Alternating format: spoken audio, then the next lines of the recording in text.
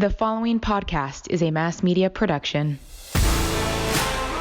Hi, I'm Josh Galindo. And I'm Krystal Galindo. Welcome to the Going Galindo Rugrats and Renovations podcast. A lifestyle podcast where we will offer our experience and expertise in building real, lasting wealth through renovating and flipping homes. And the chaos that comes with balancing a family of 6, leaving nothing unsaid. Follow our wild ride we call life and apply our lessons to your own journey.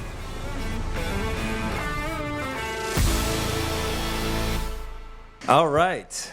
Good morning. Good morning. How are you, honey? I'm great. How are you? I am well. How was your morning this morning? My morning was good. That's it? I All mean- right, let's move on. Well, I mean, if I'm being honest, no, I couldn't take a shower with Jagger crawling at the shower door. Kinsley cried about 4 times, and I told her just to take 5 minutes to herself. And we had a little talk that every morning she's going to wake up and say, "Good morning, today is a good day." Because Is that why Kennedy was running around saying yes, because I'm done with Kinsley crying every single morning. that? So brutal.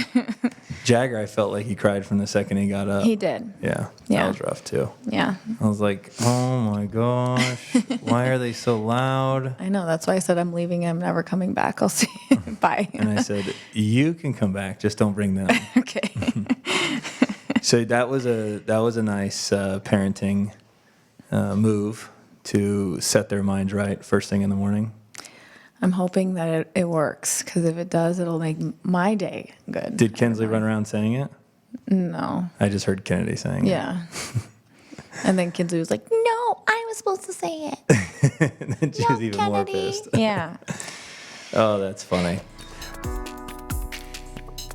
Hey guys, I want to take a second to shout out one of our sponsors, the House of Vegas. I've used quite a few home staging companies, and they are by far the easiest ones to work with. There's no drama, they won't nickel and dime you, and in my experience, they act quickly with little notice. Staging your listings makes a huge difference. Thomas at the House of Vegas can help you out. Call him at 310-503-3611.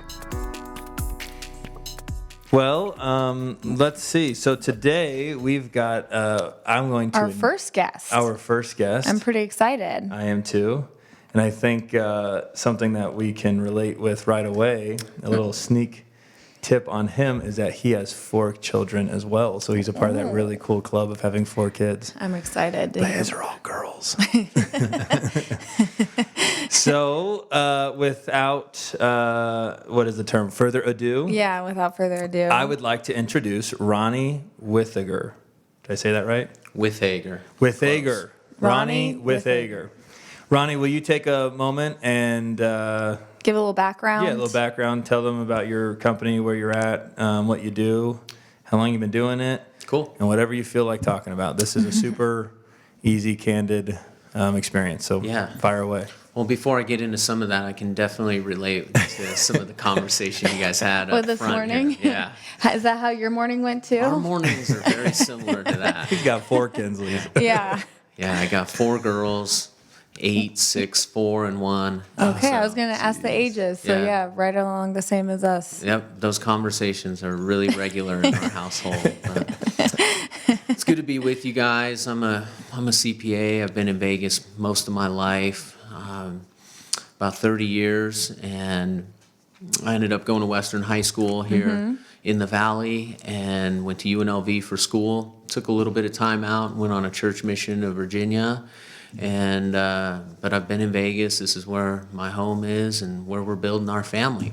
Is that it? Did you meet your wife here or? Yeah, Yeah? my wife's from California, and she Okay. came here for school at UNLV, and we met through UNLV. So, Oh, cool. Yeah, Cool. been married 12 years, and so a couple years ago, I kind of ended up jumping out on my own. Earlier, I'd worked for a big firm, small firm, a law firm, and then decided to jump out and kind of do my own thing. So for about 2.5 years now, I've been building my own practice and got Good an for office. you. Good for you. That's very awesome. Yeah, my office is in Summerlin off of Fort Apache and Sahara, just a small office. I got about 7 people that work with me, bookkeepers and tax preparers, and just been building it up, and it's been just a lot of fun. So I have to ask, how do you manage that with the 4 girls at home? by having a terrific wife, yeah. I mean, Good Good answer. answer. Good answer.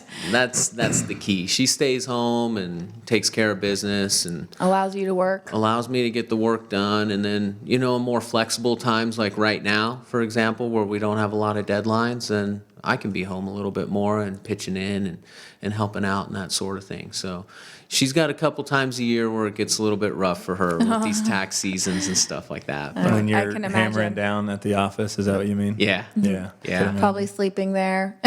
trying not to sleep there, but there's been some days like that for sure. For sure. So my background, though, my practice is really based in real estate and small business owners. And so I've just found that that's kind of a niche that I love to work in. I mean, I started out at the big firm where I worked with casinos and large real estate developers and just really big clients that had their own accounting departments and things like that. We were just kind of an end user that prepared tax returns and didn't really do a lot of consulting. But after I jumped out and went to a small firm, I really just kind of found that I liked working with small business owners and working with those day-to-day problems and just being a resource to people. So Like more fulfillment. more fulfillment, more just the things that you guys deal with day to day in your business is just stuff that I've been able to become an expert in and really just support people and help people. And small business owners need it because they can't really afford to necessarily go out and have the accounting department and things like that. So they need somebody that is a resource for them that way. So And I really feel like that's just a whole nother world that to even know everything about it, you need an expert to help. Because I do, the day-to-day bookkeeping, but when it comes to like taxes and what's best for the company, I have no clue about that. So I'm always depending on, our CPA to guide me. So Yeah, let me set the tone for a moment. So with our company, Galindo Group Real Estate, actually, that statement right there just made me think this is probably more about Krystal than it's going to be about me. I might sit here and observe more than contribute. Krystal does everything money related at the company. okay. We've got 35 agents, and then and I think we close roughly 250 transactions for just those agents a year. She cuts every check, analyzes every commission split, minuses every transaction fee. Disperses those funds, brings them in, sends them back out, and then if you take all of our flips, a decent year is 60 to 70. When we were going heavy with an investor, we were at 100, 120, and she would manage all of that billing, all of those checks, all of those HOAs, all those. I mean, it's just crazy how much of that she's going through. And then all of our rental properties. We have 26. We're buying our 27th here shortly. And she manages all of that, making sure all the rents come in and accounting for all of them. And then any repairs. And it's just crazy. I don't even know all that she does. But I know she won't toot her own horn, so I'd like to do it for her. It's good. But yeah, this young lady right here does all that. Yeah, you're a stud. That's good. Well, thank That's you. really awesome. So I'm too consumed with all of that to learn all the tax stuff. So anytime it comes up, I'm like, Josh, I have no idea, and I don't even have the time to try to learn it and understand it. So I heavily depend on, the professionals to handle that part of it. And that's kind of my thing. Whenever she asks me a question, and maybe you can shine some light on your perspective of the relationship, she'll be like, hey, Josh, what do we do here? Or it's just some tax-related question. Can this could be a never write-off? yeah. Can I do it this way? Or who should pay it? And he's like, my position's always like, that's what we pay these people to do. Sure. Is that not the case? Are we paying just for a tax return to be processed? Or I would assume for you, why those guys are experts at what they do. Yeah. Let's pay them in exchange for that expertise, and let's stay in our lane, which is doing real estate and making deals here and there, and what we do. Yeah. So You want to touch on that? yeah, totally. I mean, I think it really depends on who you work with, to be honest. I mean, I know that there are some preparers out there that's what they want to do. They just want to prepare returns and get it done. And, as soon as tax season's over, then they're off to Hawaii or something like that. Sure. And their office is closed. And so, one of the things that I've always just built my practice on is how important a relationship is with somebody. When you have those questions, I don't necessarily want you to ask Josh. No. I want you to call. I want you to call or text me. See, And- that's what I would like. Yeah. And there's so much power in that. It I think makes it's your very life important. so Yes. much easier. Yeah. If you have somebody who believes in that, though, as their core values, your core value has to be, I want to be an extension of the business, and I want to be available for that person. And so that's one of the problems I had actually on one of my old firms is I had 4,000 clients. And it was insane because the only way that I could really reach everybody was to do a webinar and just get it out to everybody. And so one of the things when I decided to jump out on my own was I would love to have 400 clients that I could really give great service to. And so you appreciate the relationship aspect of it. Totally.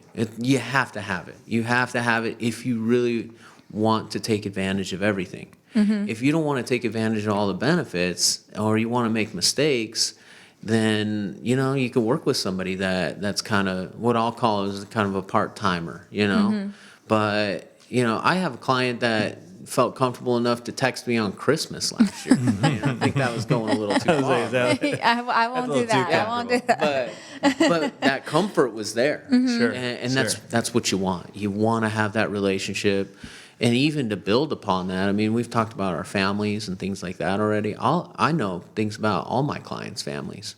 And that's really important because if we really care about each other, then we're going to create results for each other. I agree. We had talked about that before too. When you're picking a CPA and someone that helps you with your taxes, they really have to know about you and know about your life and all the intimate details in order to give you the best service. Agreed, 100%. Something that I find is interesting about the CPA relationship, it's almost like a really great investment. Oh, yeah. Obviously, it's a very great investment. But when I mean that, the analogy that I'm trying to build is it's a really great investment. So your buddy's like, hey, go buy this stock. And then it goes up. Well, now your buddy's going to go tell his mom. And then she's also going to buy the stock. And then it goes up. And then she's going to tell her friend. And then, because our last CPA... for the time that we had her, it's a big statement that I say is the people that get you to where you are not necessarily the same people that are going to get you to where you want to go. So I think something that happened in our life was it was time to move on to a different CPA to accommodate the changes that our growth to accommodate our growth. But while we had her, we probably referred 8 to 10 people to her. And so for you guys, I'm sure in your business model, it's if you can really save someone a tremendous amount of money, add a ton of value through answering questions. I mean, you got to spread like wildfire with people referring you out. Yeah. I actually hardly spend any money on advertising. Sure, I bet. I don't have to spend any money on advertising. You just do a good job for people, and they will tell their friends. Yeah. It's 100% true. And just to speak on, some of the value add too, there's a lot of my clients where I'll give them some ideas that saves whatever my fees are. Oh, yeah. So then you feel like, at least this is a goal, you feel like you're not really a cost to somebody. That you're actually an investment, like you kind of mentioned. Sure. Yeah. Sure. That's actually how It's a win-win for everybody. Yeah. Yeah. So what I want to do is I know that if I was a listener, I want to make sure that I get into like the nuts and bolts of, I guess everybody cares about how do we save as much money on taxes as possible? How are we making the right decisions with our finances? And I think a lot of the people listening are either building their rental portfolio, so they're either in the buy and hold position, Great. or they are wholesalers where they're probably generating large chunks of money and spending a tremendous amount of money on advertising. So there's a write-off opportunity there, and then or flippers that are buying distressed properties, fixing them up, and then reselling them and generating a profit. Is there any other type of I mean, I'm sure there's many other types of listeners out there, but I think a Yeah. lot of the people that would be listening, at least for me, maybe I'm being selfish in asking this question, but how do we save the most amount of money? Is there any ideas that you thought up or topics of discussion that we want to jump into, knowing that that's maybe who's listening to this? Sure. No, that's really good. So one of the great things about real estate And you taxation. can use me as an example for anything. Okay. You can. We could use my scenario for everything. Sure. If you need a real life scenario. Yeah, so that's one of the things that we did start off with in our relationship is I had you guys send me your tax returns. And once you guys sent me your tax returns, it gives me a really good idea of what you're doing and what you're not doing. And then I get an opportunity to create a plan for you. And so, going through your taxes, and this is for anybody that's listening. Because tax planning is really important. That's Like- what, exactly, yeah, exactly. It's so important. Are you So- nervous to hear what he's about to Yeah, say? a little bit. I mean, it was, yeah. So I go through, I do a review. I want to do a 2-year review for everybody. And that really just lets me learn about your business and lets me kind of look for the opportunities that you would have available for you. So I always kind of start with that when I start building my relationship with people is let me see your tax returns, show me the information and let me see how you guys are doing things now. So there's a lot of things that really matter. And, you had alluded to tax planning. Tax planning is so important, and we Yeah. do it right now. What I'm doing over the next 2 months for people is where we will save all the money. It's not going to be next April because the year's going to be over. So for the next 6 weeks, and I've already started it, I started out by doing 20 tax ideas that real estate investors and other people with small businesses can do before year end to save money. And I sent that out to all my clients. And then anybody that I'll do tax planning with, I'll say, I want you to watch my webinar first and see which ideas really kind of speak to you. So that's kind of the starting point. But getting on the phone, having a call, going through, how this year went, especially this year with the COVID year and just business changed and that sort of thing. It's really important that we're having that phone call. And within that phone call, projecting out what somebody's tax situation is going to be. So I'll have people update their bookkeeping, or we'll update their bookkeeping if we do their books. And we'll have a good idea of what their numbers are.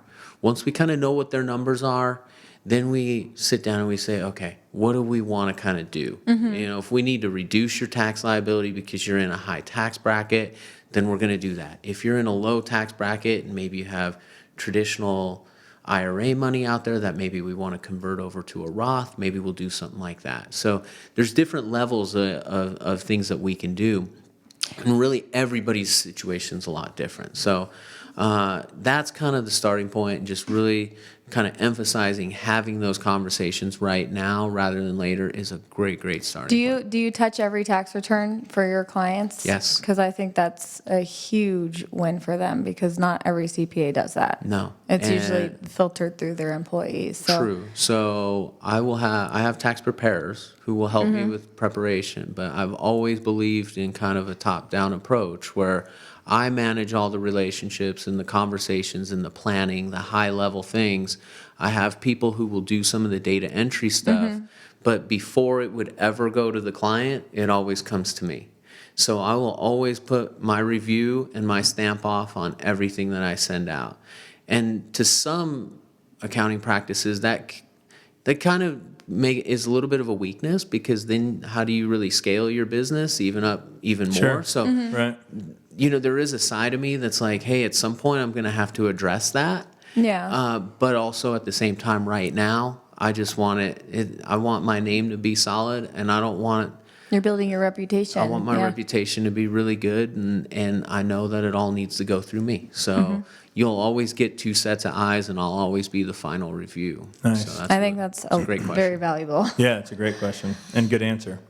Did you look at our tax return specifically? I did look at yours. Okay, can we have saved money? There's probably some ways you could save some money. Yeah, there's definitely some ways you could save some money. I do have some ideas for you. and Let's tap into it. Let's be Yeah. transparent. Okay. Well, I mean, within reason. Sure. Sure. I think one of the things that stood out to me most is that your flipping business is on Schedule C. So Instead of what? instead of having a separate S corp that you run that stuff through. So One of the things that happens when your income's on Schedule C is that it's all subject to self-employment tax. If you have it separated out on an S corp for your flipping and rehab, you can limit your self-employment tax by paying yourself a salary. And what percent is the self-employment tax? 15.2%. So 15.2% is what you're telling us that we On the flipping income. on the flipping income. On the flipping income, you could have limited it. So, if you ended up making, I'll just throw a number out. Yeah. If you made $100,000 on flipping, instead of paying self-employment tax on $100,000, you could have paid yourself a salary of $40,000 for managing flips and only paid the 15% on the $40K instead of $100K. So there's a little bit of flexibility there that we could kind of look at. So I'm curious, let's play house for a second. Let's say it's $500,000. Can you still charge only $40,000? So- or does it have to scale with the amount of income? So you need to pay yourself something reasonable. It has to be That's all the reasonable. IRS says is Okay. something reasonable. I was like, wow, that's a hell of a loophole if that was the well, Yeah. not loophole, but a tax code. Yeah, you don't What's want- the right word? Tax code? Not Yeah, loophole? don't say loophole. babe. Loophole, yeah, I don't know. You can use loophole. Use loophole. But that was one thing that I noticed that could And be I a little think bit better. that was brought to our attention as well. And I think the reason that if we had proper tax planning the Yeah. year before during our transition, I think that's where we were neglected is the transition. Yeah. But we had worked very heavily with an investor in 2018, 17, 16, blah, blah, blah.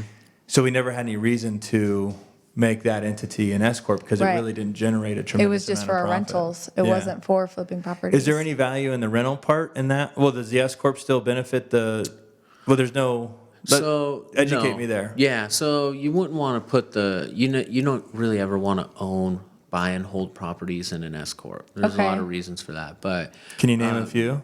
Maybe one or two? Yeah, so like one of the rough things is just the transferability of it when it's in an S corp. If you wanted to take it out of an S corp for whatever reason, you have to sell it off. It's not just easily transferable. So whenever we do buy and hold stuff, the way to do that is it's still an LLC, but you want it taxed as a partnership because partnerships are flexible. Okay. Interesting. So, that's one side of it. And that's one thing about my experience that actually is a little unique is that for 4 years I worked under lawyers. So I got a good opportunity to just, kind of learn about entity You have structuring. more of an and- education on that than a normal Yeah, so The law CPA. component. Yeah, the law component. Yeah. Yeah. So, as far as what people who have buy and holds typically will do, though, what you've done and just put them on Schedule E is not necessarily a problem. Some investors, though, they like to have it in a separate holding company so that their personal tax returns aren't cluttered or anything like that. So, but there's nothing really wrong with how you guys have it set up on your tax return right now. But within that, if I was structuring, you either stick with what you have or you would put it in a partnership just to kind of combine them all into a holding company.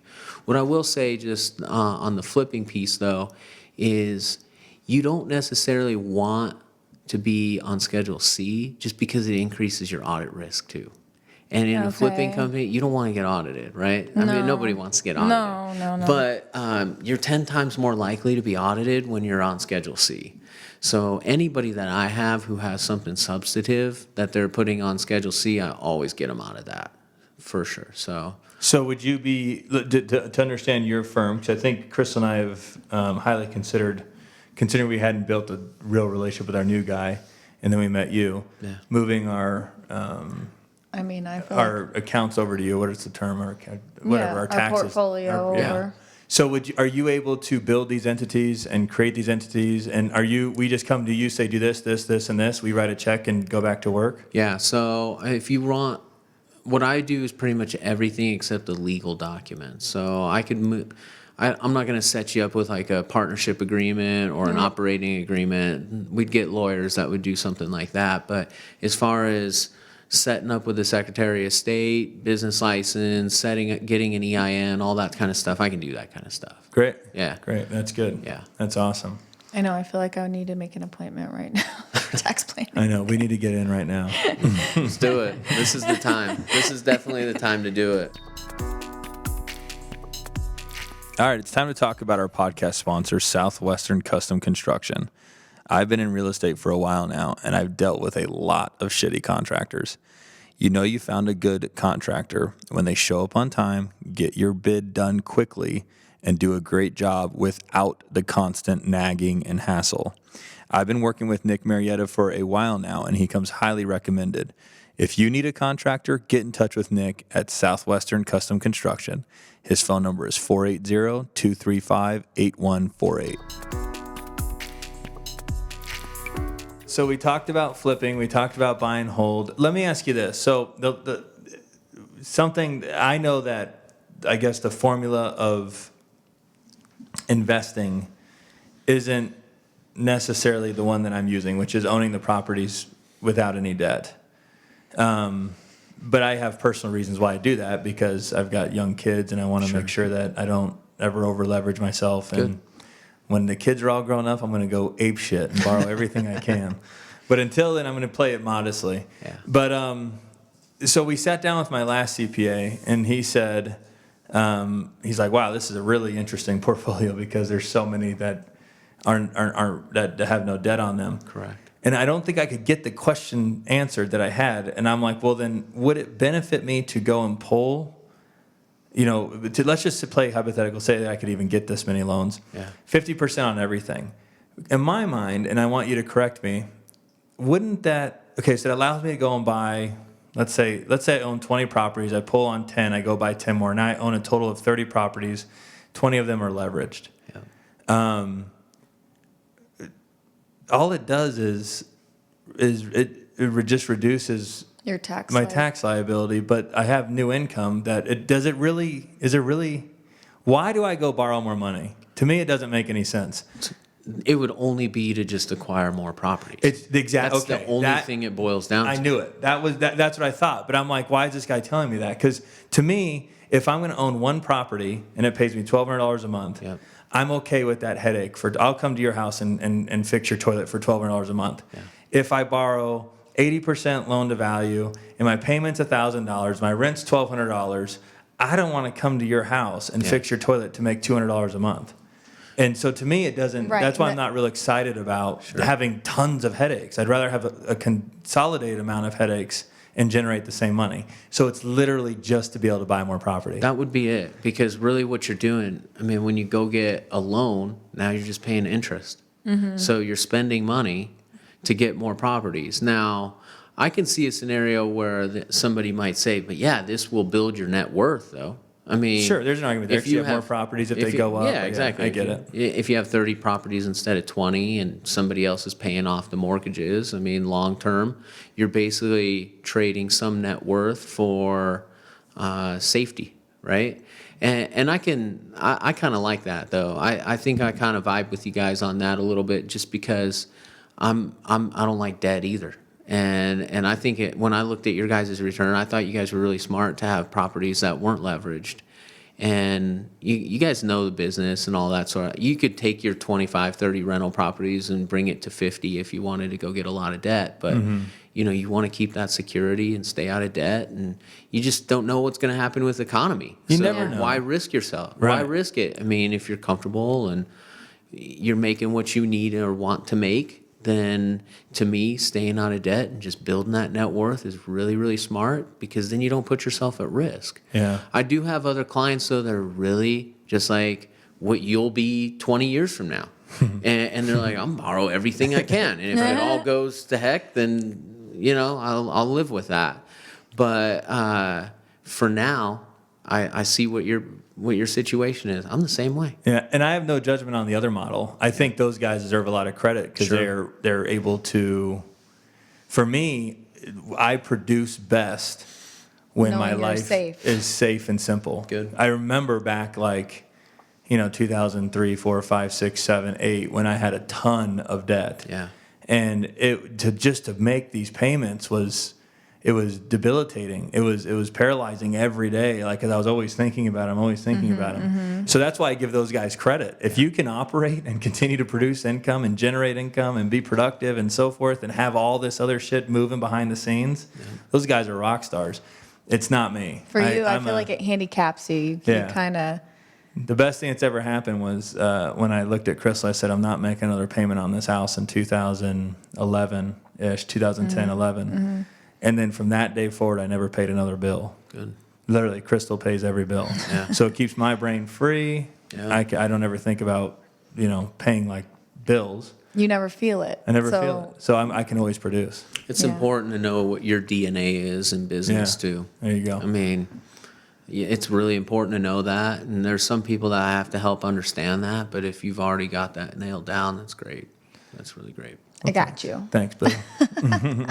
So you got any other questions for him? There's got to be. This guy's got a wealth of knowledge in there, and we just have to find a topic to I got crack some it other open. stuff. Fire away. Go You lead for in it. for a moment. One thing that's great about real estate tax, the thing that I love about real estate tax is that it's so flexible. I mean, When you say real estate tax, what do you mean? real estate tax, people who are in the real estate business, Okay. buy and holds, flippers, investors, people who, and I've worked with people who do big multifamily projects and things like that. The real estate tax code is so flexible, and it's so beneficial for people who want to get into it.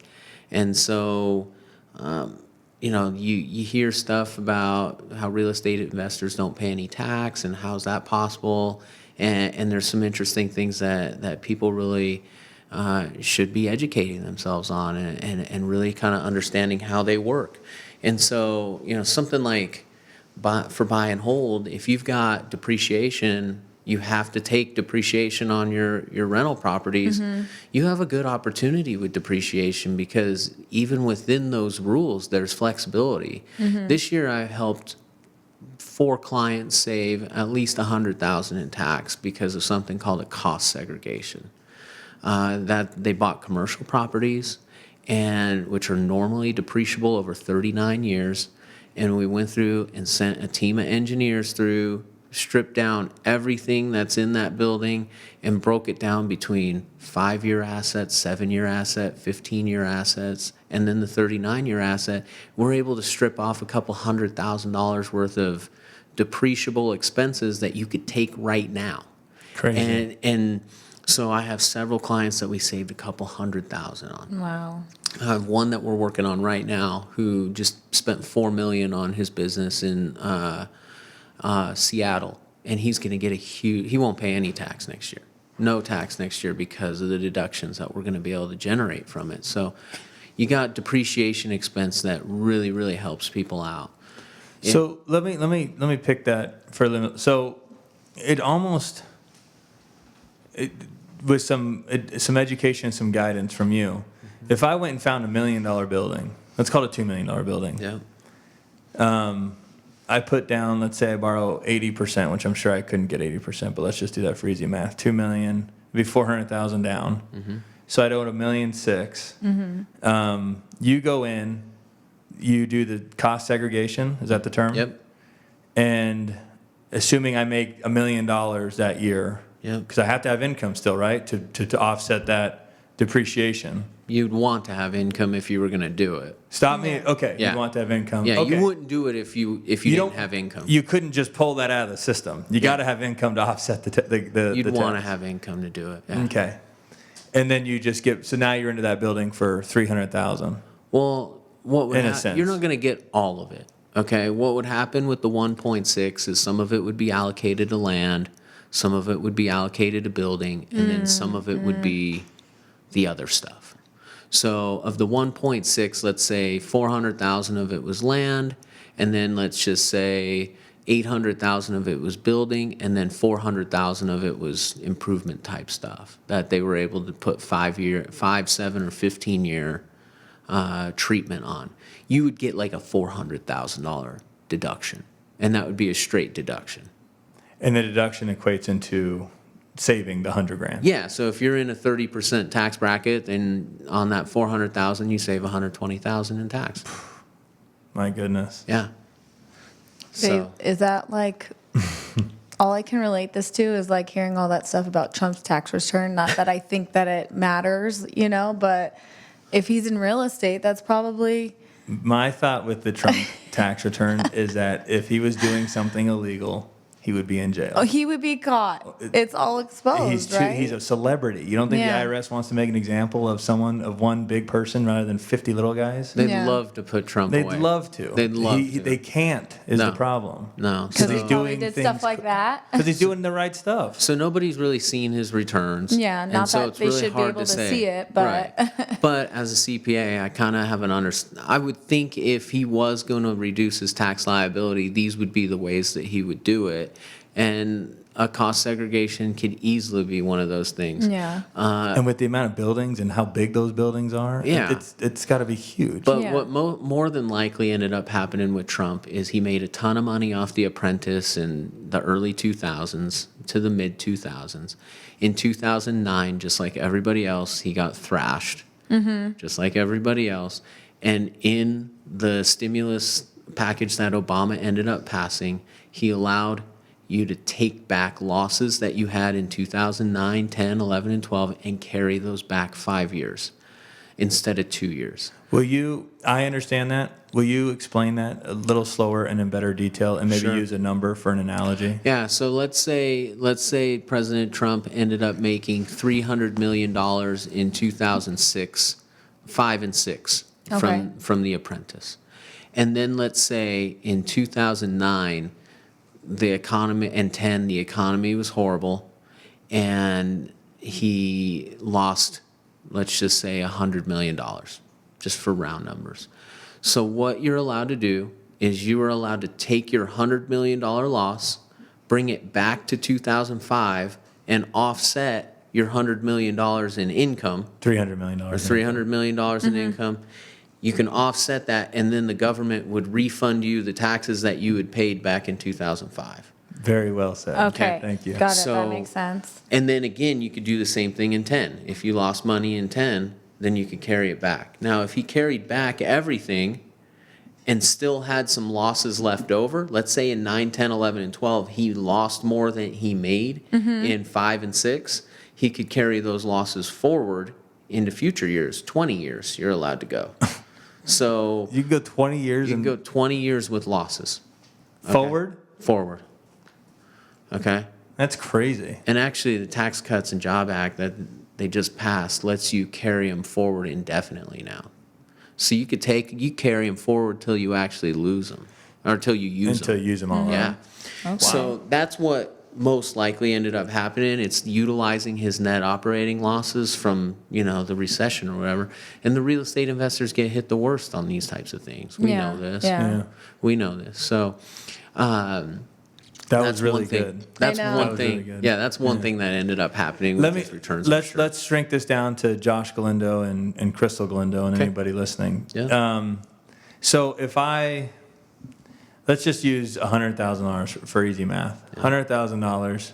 If I had $120,000 in losses, then I have a $20,000 carry. Yeah, net operating loss. Okay, and what's that called? A carry You over, carry behind, carry back. Carry back. Okay, and then I would go back to last year and use that 20,000 to reduce the tax Liability. from that year. Yep. And any tax I paid on that 20 grand, I would get refunded. Correct.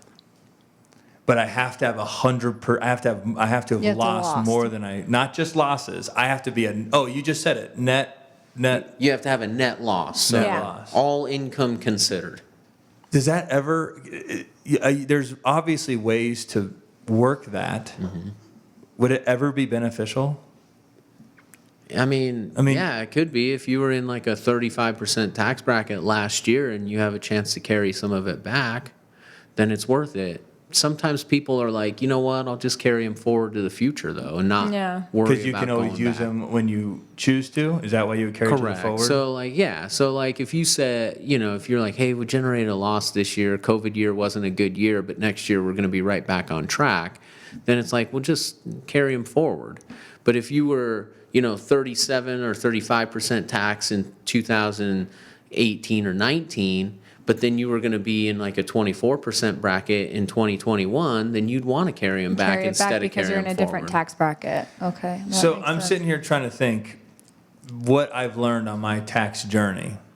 And I remember there was a moment when I learned about the blended tax rate. Because everybody says if you make $1 million, 40% of it gets taxed. Yeah. So you write a check for $400,000.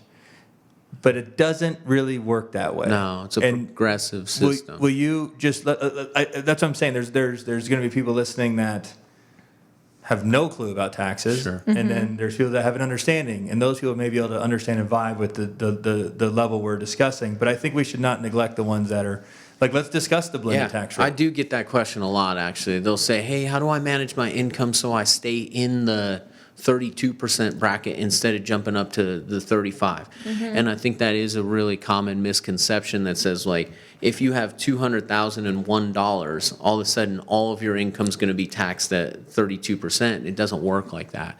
All of us have a tax bracket that we fall in, but then we also have a different effective tax rate that we actually pay. And that's because when you're, let's say you're married filing joint, 0 to 20,000, I'm just going to use random numbers, but 0 to 20,000 gets taxed at 10%. Then $20,001 up to $80,000 gets taxed at 20%. And then 80 to 160 is, goes up to the next bracket. So no matter how much you make, those brackets still remain. So if you're $1 million and you're in the 37% tax bracket, then that doesn't mean you're going to owe 370. You're probably going to owe like 290 or something like that. Okay. Did you know that? No, I didn't know that. See, I remember learning that and being like, oh my gosh. Yeah. So, yeah. It makes sense. What are some other amateur questions? I hate to call them amateur, but maybe beginner or just dipping their foot in it. I feel like he covered a lot of that with just like the LLC and the S Corp. That's something I didn't know that I feel like not anybody would know. Well, I think one thing that's worth mentioning that's really valuable is just how involved you are in the day-to-day numbers. I get people who just go do their thing and then try to figure it out later, and they miss so much. They'll miss so much stuff. And they're missing the stuff because when you've done 100 of these returns, you're like, I know what their income really should be kind of finishing out at, and I can tell that they missed repairs and they didn't keep track of their mileage and different things, like they didn't include their hazard insurance. So I could go through the rental and I can send an email out to them and say, hey, I think you're missing 1, 2, and 3. Do you have that? So, I didn't keep track of it. And it costs them money. Yeah, I try to put everything on a card so I can keep track And of that's it. really good. And go through each transaction every month. And that's really good to do that, is just to be in it at the time. It is super valuable because it's so easy to miss stuff. So that's worth mentioning. It's also worth mentioning some of the, I think the corners that we can cut as accountants sometimes that, are not a good thing for our clients because we're really busy sometimes. There are just those things that kind of slip through the cracks. And like one of them is like hazard insurance with rentals. Not all of the loan statements, or even in your case where you don't have any debt, they don't always have the hazard insurance on there, and people just forget them because they're paid through escrow and they forget all about it. And so let me stop you there and reframe that. Yeah. For the people that have mortgages on their properties, the mortgage company will impound your taxes and your insurance. So if your mortgage, Your property if your taxes. principal and interest is $800, but your actual payment that they take out is $1,000, that means that $200 of it is going Allocated towards property taxes and insurance. So if you don't make sure to tell your CPA to extract your escrow account write-offs, you would miss those. you'll miss them. I was taught to do that at the end of the year. You can so do it you at the do end. like the payments go out every month, and then the year just do one. You can do entry to that at the end. separate. That's Yeah. totally fine. Let me ask you this, and because I've brought in a lot of new people in the business and explained to them and taught them and so forth. And the first year they can't help themselves but go back to the H&R Block. Yeah. Even though they started making a whole lot more money. Yeah. And then the other funny thing is when they get hit with like a real life tax bill, like $1,000. Yeah. Maybe, I think we've paid thousands of dollars to have our taxes done. Yeah. To have our taxes done, not Yeah. in taxes. Yeah. And I just know that's a part of doing business. Sure. But for that new guy that gets that first shocking bill for $1,500 or whatever it is, I don't know the numbers. Yeah. I don't know your numbers. I know the general industry. Yeah. I'm always saying that trust me, just trust me, that guy that is charging you for that has probably saved you a lot. Do you want to touch on that? Well, I think it'd be worth it. You versus H&R Block. Yeah. Yeah, Have when you're at it. self-employed, especially. Well, first, the stuff that comes from H&R Block, you have to understand these people are trained for like 2 months sometimes. Yeah. You just sit there I didn't know interview that. style. You sit there interview style and just get your return done. I mean, they're okay, but the only people I really shoot off to H&R Block are people that just have a W-2, something really simple. Yeah. Anybody that has a business though, they want to work with somebody. Well, but That way they know that's your perspective. You're saying that they'd want to work with They somebody. would want to work with somebody. That way, they don't miss anything. And I review a lot of returns. I review returns from H&R Block all the time, and I always find stuff that's wrong with them. Sure. And so, Or what I when they would go do TurboTax on their own. yeah, for sure. And so, what I would say to anybody that is in that position, maybe you just want to ask. Maybe you want to just be like, hey, what kind of things are you kind of doing for me that maybe I wouldn't get somewhere else? I wouldn't be offended if somebody asked me that question. And but typically you're going to want to work with somebody who's focused on reducing your tax liability. And it's pretty easy to see because once you start giving them some ideas and you say, hey, I really think we should do 1, 2, and 3, then the bill just becomes the bill. It does. And I have a lot of clients who never question it because they just know, like They Ronnie's just giving trust. he's Yeah. giving us good ideas, and we know he's focused on reducing our tax liability. So as far as my invoicing goes, in my practice, it's really not ever an issue. I mean, 1, I'm fair, but 2, they know that I'm bringing value. Yeah, the value, they're paying for that. Yeah. Yeah, so that's always my advice. If you're getting into this game, it's very tempting to want to pinch every penny because I think we're probably all pretty frugal people. Yeah. But don't pinch any pennies on this one. Yeah, because Go you're to doing the- yourself a disservice. Go to Ronnie and pay the full price. Yeah, go to Ronnie. Let's go through our list here because Okay. I think we're all on the same page. We like to fire away candidly, and we might miss a few things, but let's make sure that we didn't. Well, one other thing that I think worth mentioning as you're looking through that I kind of want to get into is with the flexibility of real estate tax. You have such a great opportunity to defer and avoid taxes. So when you have your buy and holds and you go in to sell your buy and holds that you've had for a while, there's the 1031 exchange. That's something that's technical that a lot of people don't know, the minutia on how something like that works. But if you bought properties 10 years ago and you want to sell them and upgrade them right now, even though you've been taking depreciation and all that sort of stuff, you can take the money that you made from selling a property, roll it into a new property, and completely defer your capital gains. So that's something that's super valuable. Let me Yeah. understand that too. And I've asked this question, but I think I've heard answers, but I want everybody to hear it too. What's the point of obviously the point of the 1031 is because let's say you have a $100,000 gain. Let's say you would have paid 20 grand in taxes, easy math. Yeah. That's 80. Now you're only able to put back to work into the system 80,000 versus 100. So the point is that you get the full ability to reinvest all of the gains and Correct. earn a return on all of the gains. Correct. So, but ultimately, you have to pay taxes on each of the 1031s whenever you do go to liquidate the asset. Is that an accurate statement? At the end of the day, when you liquidate the assets, you would pay tax on the deferred gains. On the But deferred gains. Okay. Here's the thing that really smart people do is at some point they decide that they're not going to sell them.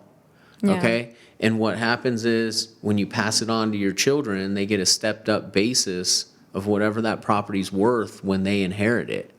So that wipes out the gain. that wipes out the gain. Do you understand that? Or Yeah. do we need to No, clarify no, the no, stepped that up makes- basis? Yeah, so No, that like makes in your sense. family, for example, you've got these 26 properties. Maybe you build them up, whatever, you build them up to 50 properties over the next 30, 40 years, you depreciate them all out completely. And then at some point you're able to, you pass away, you die, you pass them on to your kids. They can sell the whole portfolio and pay no tax. Because when they acquired it, that's what it was worth. So They- they didn't they would just technically get make the money. Their basis in Yeah. the property is what it's worth today. What I would tell them when you guys die is go get all of them appraised right now. That's your fair market value of what you ended up receiving them at. Sell them all off, you pay no tax. See, if we could stop every tidbit man, and sink yeah. into each one, there's so much value. That was really cool to hear. So So this is another model that I've heard that's really valuable. So if I buy a house for $100,000, and I just want to elaborate with you on it, I don't know if there's any purpose, but just a conversation worth noting. Sure. You buy it for 100, you sell it for 200. So what I say is you buy it for 100. In order to get the 200, you've got to spend 20 on the inside to renovate it and get top dollar. Yeah. Then when you go to sell it, you got to pay commissions, which is another 10 or 15. Yeah. And then while it's vacant, being renovated and being sold, you miss out on that income, which is like another $6,000. So literally, you've taken an asset that you had a perception of $100,000 into of equity, and in order to actually liquidate and turn that into cash, you've really Had to spend. You had to spend all this money. So then you only pop out $50,000 at the close of escrow. Yeah. But then you got to pay taxes on that money, ordinary income or long-term capital gains, however it qualifies. So you sold this asset that you thought you had 100 in, and you're really only going to walk away with like 35, 40,000 if you're lucky. Yeah. So what I've heard that these big investment guys will do is they will let a property, cash flowing assets, the rents will increase, and then you go and borrow against the property. You pull out. All of that is tax-free money. And then now the debt service has gone so high the rents have gone so high that it can service the debt and still cash flow. And you let another 10 years go by where the rents go up, and you can do it again. You can totally do that. Yeah. If you refinance your properties and strip cash out of it, that's not a taxable event. So you just keep it's doing better that. than selling it. Yeah. So there you go. I guess that would be the end. Yeah. So I mean, if you want to just avoid taxes, Yeah. that's essentially what you're doing is you're avoiding taxes because you're still into it you'd still be into it 140, 150 yeah. under your, I guess 140 after you fix it all up and stuff like that. But yeah, you could totally do that. Fix them up, get it rent ready, refinance, pull out money, strip cash, equity from it, and just pull the Do it money again. out. Yeah. And do it again. and do it again. Yeah, I learned that from a guy in a parking lot at soccer practice. I was like, wow. All right. Yeah, it's a good idea. Okay, Ronnie, so I feel like I learned a whole lot, and I already want to make an appointment for tax planning, but for our listeners, if they wanted to connect with you, how would they do so? All right, so anybody who works with me, I always give them my cell number. Okay. We can start with that. That could be a little dangerous because you guys you guys got a lot of followers from what I noticed. We'll see. But yeah, they could reach out to me on phone 702-525-2509.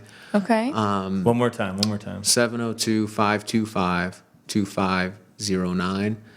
Do you have a website too? I do or- have a website. And then the other way would be to go to the website. It's rnwcpas.com. The website has links all over it for people to request a 2-year review and put in their contact information. So that Okay. would be another way that people can reach out to me. So Okay. I want to be easy to reach for your guys' group, and would love to talk to anybody that's listening through this. Cool. What I would really be excited about is let's get in, have our appointment, Yeah. make sure that we're finely tuned investors, Okay. and then maybe have a recap of what we learned and what our experience has been with Ronnie. But I want to repeat the number. It's 702-525-2509. 702-525-2509. And then the website is RNW, his initials, CPAS.com. RNWCPAS.com. I want to make sure I say thank you. All of Yes, the information thank you. that you've Thank you. provided is of tremendous value. And I hope that the collaboration between the two of us will improve your business and adds value to our listeners. And then in exchange, hopefully we can save a few bucks on our taxes. Yeah, no, this has been really good. I appreciate you guys having me on. Cool. Thanks. Thank you. All right. All right. All right. Okay, I want to take a minute to recognize one of our podcast sponsors, Battle-Born Injury Lawyers. I had a chance to spend some time with Matt Hoffman, and he really knows law, especially for personal injury. He's committed to helping his clients, and he's the one that's personally meeting with you to make sure you get a fair settlement. Put his number in your phone in case you ever need it. It's 702-570-9000. That's 702-570-9000.